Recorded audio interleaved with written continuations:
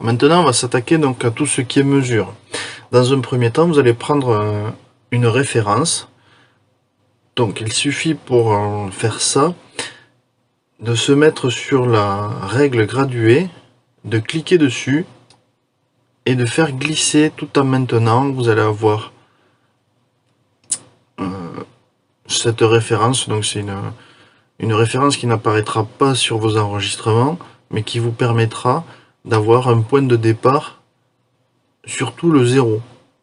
Vous pouvez également le faire sur l'autre règle. Une fois que votre référence est en place, on va s'attaquer maintenant à tout ce qui est mesure, que ce soit en longueur ou en largeur, et je vais vous montrer également comment réaliser vos bacs de finition. Alors, dans un premier temps, on va s'attaquer aux mesures. Donc il y a plusieurs solutions. La première solution la plus simple, mais qui est la moins graphique, c'est de prendre l'outil de mesure que vous avez ici. Vous cliquez dessus, vous vous mettez là où est-ce que vous voulez mesurer, vous maintenez le clic et vous descendez jusqu'à l'endroit de votre mesure. Quand vous relâchez, vous pouvez vous apercevoir qu'ici vous avez la longueur que vous avez mesurée. Et vous avez également la longueur de point à point.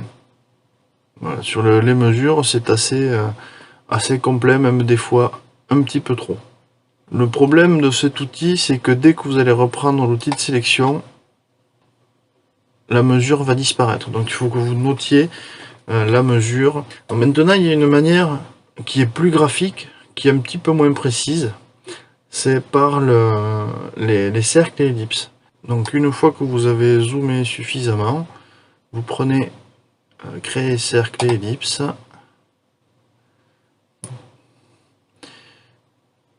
Vous mettez au coin, vous descendez jusqu'au bout et vous faites un cercle d'à peu près la taille. Et vous pouvez voir qu'ici on a à peu près la taille qui était donnée par l'outil de mesure. On a quelques dixièmes de millimètre, qui est tout à fait correct. Vous n'avez plus qu'à remettre pour avoir un cercle parfait. Hop, la même taille en longueur qu'en largeur. Donc une fois que vous avez réalisé votre cercle, en fait le cercle va correspondre à la coupe de votre blanc.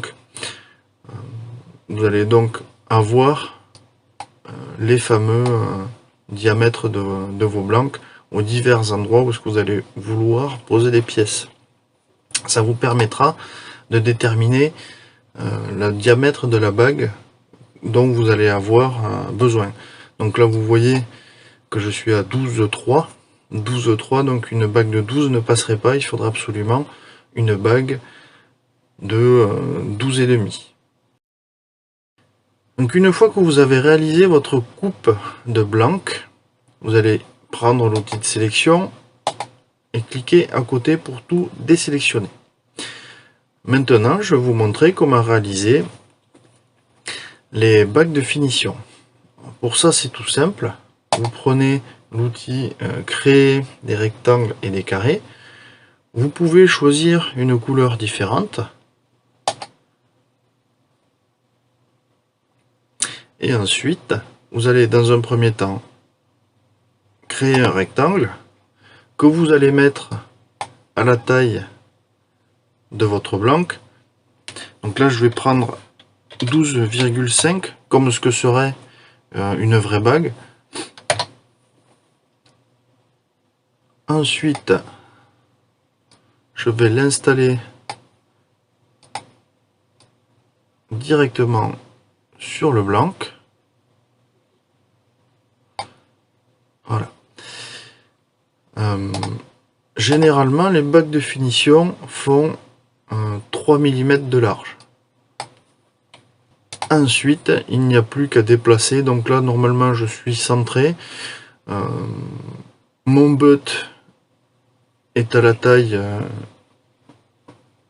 normale donc d'une bague. Donc là, j'ai pas besoin de mesurer. Mais si vous avez des bagues, chez vous, n'hésitez surtout pas à les mesurer pour le modéliser vraiment pile poil. Donc maintenant, il ne suffit plus qu'à utiliser comme d'habitude donc l'édition des nœuds, récupérer l'outil convertir les objets. Donc là on a bien vu le changement, il suffit ensuite de déplacer pour que vous ayez une bague qui soit tout à fait correcte.